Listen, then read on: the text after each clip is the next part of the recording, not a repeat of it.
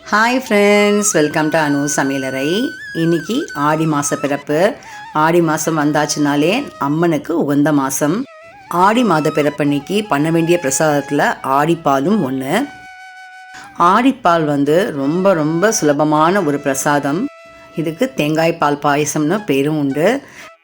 இந்த ஆடிப்பாலை புதுசாக கல்யாணம் இருக்காங்க இல்லையா, பொண்ணு மாப்பிள்ளை, அவங்கள ஆடிக்கு வீட்டுக்கு அழைச்சி இந்த பாயசம் ஸ்பெஷலாக பண்ணி தருவோம்.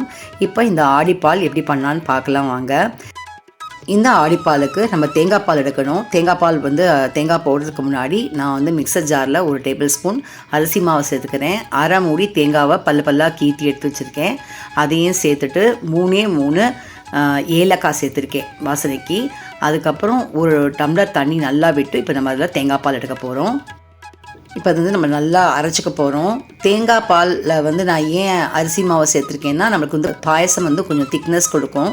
உங்களுக்கு அரிசி மாவு வேண்டாம் அப்படின்னு ஃபீல் பண்ணுறவங்க 1 டீஸ்பூன் அரிசியை ஊற வச்சு தேங்காயோட அரைச்சி சேர்த்துக்கலாம்.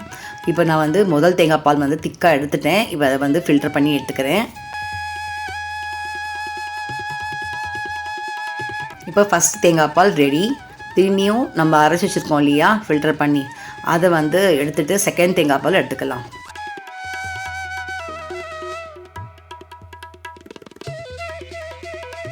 இப்போ 2வது தேங்காய் பாலும் எடுத்தாச்சு. நம்ம இப்போ தேங்காய் பால் பாயசம் பண்ண போயிடலாம்.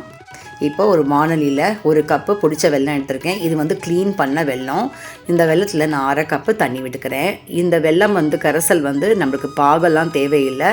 நல்லா கொதித்து வெல்லம் கரைஞ்சிருந்தாலே போதுமானது. ஸோ நல்லா கரையிற வரைக்கும் நம்ம கலந்து கொடுத்துட்டே இருக்கலாம். இப்போ பார்த்திங்கன்னா நம்மளுக்கு வெல்லம் நல்லா கரைஞ்சாச்சு. இந்த நேரத்தில் நம்ம 2வது தேங்காய் பால் எடுத்து வச்சுருக்கோம் இல்லையா, அதை சேர்த்துடலாம். இதில் நான் ஏன் அரிசி மாவு சேர்த்துருக்கேன்னா, அரிசி மாவு சேர்த்தா நம்மளுக்கு தேங்காய் பால் விடும்போது சம்டைம்ஸ் பாயசம் திரிய வாய்ப்பு இருக்குது. நான் அரிசி மாவு சேர்த்துருக்கிறதுனால பாயசம் திரியாது. இப்போ நல்லா இது ஒரு கொதி வர வரைக்கும் நம்ம கலந்து கொடுத்துட்டே இருக்கலாம். இப்போ பார்த்திங்கன்னா உங்களுக்கு கொஞ்சம் கொஞ்சமாக தேங்காய் பால் திக்னஸ் ஆகிறது உங்களுக்கு தெரியுது இல்லையா. இது நல்லா ஒரு கொதி வர வரைக்கும் நம்ம கலந்து கொடுத்துட்டே இருக்கலாம்.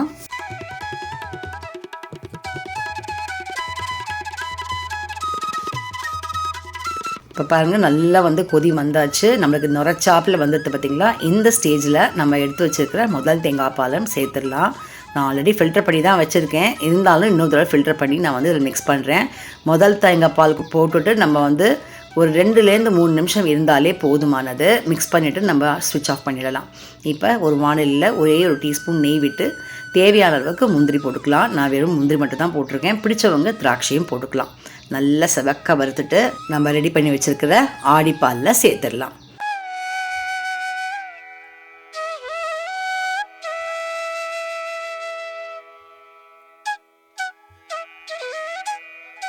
இப்போ யம்மி டேஸ்டி டெலிஷியஸான ஆடிப்பால் சூப்பராக தயாராகிடுச்சு. ஆடி மாதப்பிறப்பான இன்றைக்கி இந்த ஆடிப்பால் ரெசிபியை எல்லோரும் ட்ரை பண்ணி பார்த்துட்டு எப்படி வந்ததுன்னு மறக்காமல் எனக்கு கமெண்ட் பாக்ஸை கமெண்ட் பண்ணுங்கள். ஓம் சக்தி பராசக்தி. இந்த பாயசம் ரொம்பவே விசேஷமானது. நான் முன்னாடியே சொன்ன மாதிரி தேங்காய் பால் பாயசம்னு சொல்லலாம், இல்லை ஆடிப்பால்னு சொல்லலாம்.